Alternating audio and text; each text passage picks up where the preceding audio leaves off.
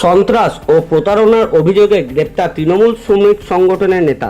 শোরগোল দুর্গাপুর ফরিদপুরের লাউদোয়া এলাকায়। ধৃত ব্যক্তির নাম শেখ ওয়াসুল। তিনি দুর্গাপুর ফরিদপুর ব্লকের রাঙামাটি এলাকার বাসিন্দা। পুলিশ সূত্রে জানা গেছে, দীর্ঘদিন ধরেই শেখ ওয়াসুলের বিরুদ্ধে একাধিক গুরুতর অভিযোগ জমা পড়ছিল। অভিযোগ, কখনো চাকরি দেওয়ার নাম করে সাধারণ মানুষের কাছ থেকে মোটা অঙ্কের টাকা নিয়েছে, আবার কখনো ভয় দেখিয়ে প্রভাব খাটানোর চেষ্টা করা হয়েছে।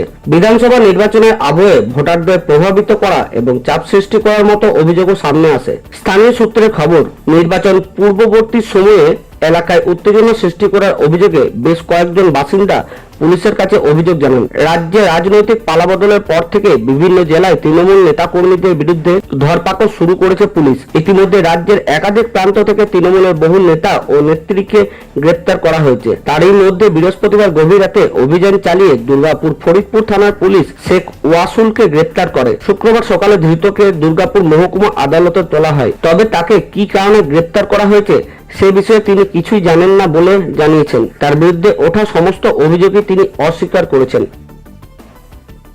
আপনার কি জন্য আটক করেছে? জানি না কি জন্য আটক করেছে, হঠাৎ এইভাবে আটক, কি বলবেন? জানি না। আমি তো কার সঙ্গে কোনো 15 বছর পার্টি করছি, কিন্তু কেউ বলতে পারবে না যে আমাকে শালা বলে ডেকেছে। মানে হঠাৎ আটক করলো এইভাবে? জানি না। আর অপরবেলা আল্লাহ না, নানান অভিযোগ আসছে টাকা নেওয়ার, সেগুলো কি বলবেন? না, ও সব যা করে অপরবেলা ভালো করে। Bureau report, Bangabarta.